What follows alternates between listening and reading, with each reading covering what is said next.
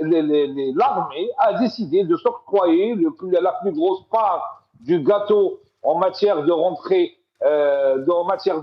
afin qu'il puisse se servir de manière sans limite, vu qu'il est interdit aux parlementaires en amont et en aval de contrôler le budget de l'armée, de le discuter, de demander des comptes. Cela est totalement interdit en Algérie. Comme vous l'avez si bien rappelé, nous sommes le seul pays où l'exécutif n'a pas le droit où les parlementaires n'ont pas le droit de discuter le budget de l'armée et de savoir où vont les 29 milliards, les 26 milliards de dollars annuels alloués à ce ministère, avec des résultats catastrophiques. Quand on compare l'Algérie à l'Iran, l'Iran a développé l'arme nucléaire, l'Algérie n'a rien du tout. Il a développé des missiles. Enfin, elle n'a pas développé l'arme nucléaire, Rafik Bouhadel. L'Iran est peut-être sur le chemin, mais elle n'a pas développé l'arme nucléaire.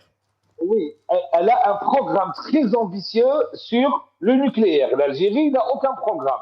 L'Iran a développé des missiles, produit des drones à grande échelle, alors que nous, on les importe toujours de Turquie et d'ailleurs. Et surtout, on n'est même pas capable de produire un véhicule militaire et on est obligé de faire des accords avec les Émirats et l'Allemagne pour les produire en Algérie. Rappelons que les Émirats arabes unis ne produisent pas de véhicules militaires ni de Mercedes. Pourquoi l'Algérie a besoin d'un tiers pays pour pouvoir faire la liaison entre deux pays dans une production militaire? Aussi, rappelons que l'Algérie est le pays qui comprend le plus de généraux en prison, généraux-majors, colonels, lieutenant-colonels, etc.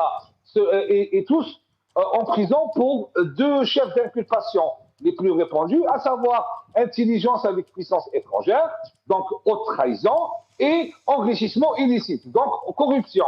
On a l'armée où il y a le plus de généraux et d'officiers supérieurs qui sont corrompus et qui sont des traîtres à la nation. Et ça, c'est une grave chose. Et ça, c'est eux qui le disent, hein. C'est eux qui le disent. Voilà, c'est eux qui le disent. Rappelons que Abdelmajid Tebboune a nommé à la tête de la DSE Djebbar Mhenna un repris de justice, condamné par la justice militaire algérienne. Aïtou Arabi Hassan, général Hassan, a été condamné aussi. Nasser al-Djen était en fuite là aujourd'hui, il est en prison. Le général de la gendarmerie, Ali Oulhaj, il a pris 20 ans de prison pour haute trahison. Le patron de la police, aussi intelligence avec puissance étrangère, en prison. On a les dirigeants des services de sécurité sont tous quasiment en prison ou en cours pour aller en prison. C'est gravissime.